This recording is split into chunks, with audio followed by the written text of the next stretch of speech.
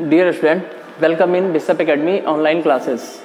Last lecture में मैंने आपको समझाया कि इंटर कन्वर्जन कैसे होता है एक स्टेट से दूसरे स्टेट में। Means solid converted into liquid and liquid will be converted into gases. Demonstration दिखाए, 2 एक्टिविटीज़ आपको समझाई गई। नेक्स्ट टॉपिक इसी से रिलेटेड है कि what is the main terms related in inter conversion of state of matter. Main terms related with the inter conversion of state of matter. Main जो terms होते हैं कौन कौन से होते हैं जो इससे रिलेटेड होते हैं। In the study of inter conversion the state of matter following terms are used frequently. Following terms use किए जाते हैं। हमको जरूरी है ये सारी चीज़ें सीखना। फ्यूजन, फ्यूजन मीन्स मेल्टिंग, इसमें latent heat of fusion and melting point. Vaporisation, latent heat of vaporisation and boiling point. अगला है condensation and next one is sublimation. तो फिर से रिपीट करिए। First one fusion, second one vaporisation, third one condensation and fourth one sublimation. These terms are very important for us. Okay, what is the fusion? What is the fusion? Solid converted into liquid form, liquid state, that is known as fusion. The process of conversion of matter from solid state into liquid state is called fusion. Solid से liquid में convert होना, ये क्या कहलाता है? Fusion कहलाता है। The solid changes into liquid on heating. Solid जब भी heat किया जाता है तो वो किसमें? Liquid में convert किया जाता है। Next one, latent heat of fusion. What is the latent heat of fusion? In Hindi इसे गुप्त ऊष्मा भी कहते हैं। 1 kg solid material converted into which temperature? Into form of liquid. That is known as latent heat of fusion. The quantity of heat required to cause complete conversion of 1 kilogram of solid into liquid at its melting point is called latent heat of fusion of solid state. It is expressed in the unit of kilojoules per kilogram. Kilojoules per kilogram. फिर से समझिए, what is latent of heats? Latent heat of fusion means क्या 1 kg solid को liquid में convert करने के लिए जितनी हीट चाहिए होती है, जितनी हीट रिक्वायर्ड होती है, that is known as latent heat of fusion. कैसे? What is the unit? Unit is kilo joules per kilogram. और जब भी इसको हमको ग्राम में लिखना होता है तो that is joule per gram. Okay, next reason of select the name latent. Name latent, latent word क्यों यूज हुआ? Latent means hidden. लेटेंट का मतलब होता है हिडन। मैंने पहले बताया कि व्हाट इज गुप्त ऊष्मा। That is why latent heat is called as hidden heat. ये हिडन हीट होती है। 1 किलोग्राम सॉलिड को लिक्विड में कन्वर्ट करना है, उसके लिए जो भी रिक्वायर्ड हीट चाहिए होती है that is known as latent heat of fusion. One important question, एक इंपॉर्टेंट क्वेश्चन है, when a solid melts its temperature remain constant through the heat is continuously supplied, then where does the supplied heat energy go? Actually, what is the reason for it? Because liquid state have more energy than solid state. तो क्या होता है कि जब भी solid liquid में convert होता है तो when a solid melts its temperature remains constant through the heat of continuously supplied.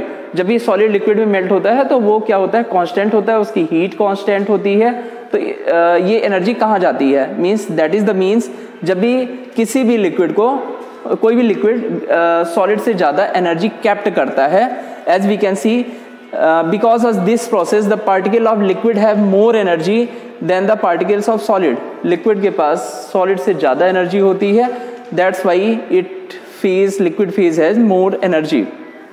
Next one, latent heat of fusion and randomness.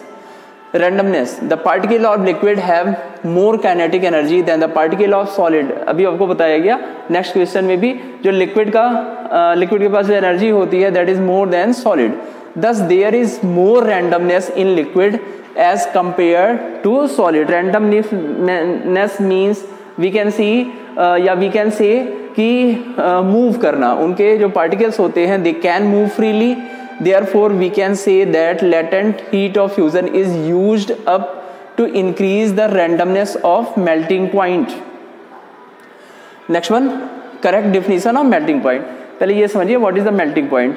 Melting point, in which temperature solid will be melt, that is known as melting points of particular that element.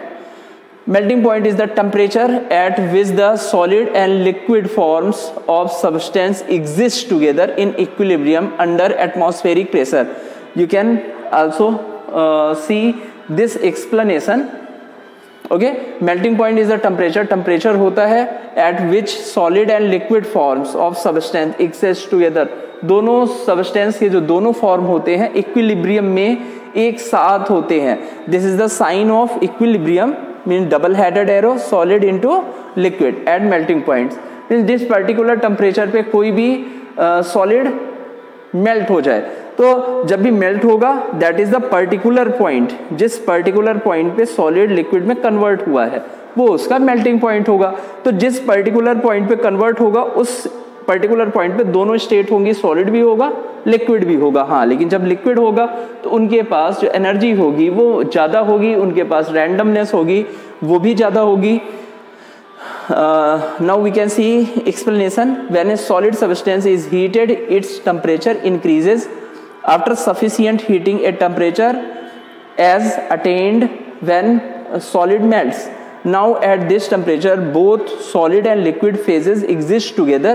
This constant temperature is called melting point of substance. Melting point of pure substance is equal to its freezing point. Okay, we can say कि हर जो particular elements होते हैं, अगर elements हैं, elements is pure, elements हमेशा pure होगा. और we can say compound also pure. तो कंपाउंड और जो एलिमेंट होंगे सबका मेल्टिंग पॉइंट एक ही होगा, मीन्स दैट इज फिक्स. और उस मेल्टिंग पॉइंट को सबस्टेंस के या एलिमेंट के डिटरमाइन करके, पता लगा के, आइडेंटिफाई करके हम बता सकते हैं कि गिवन एलिमेंट कौन सा है.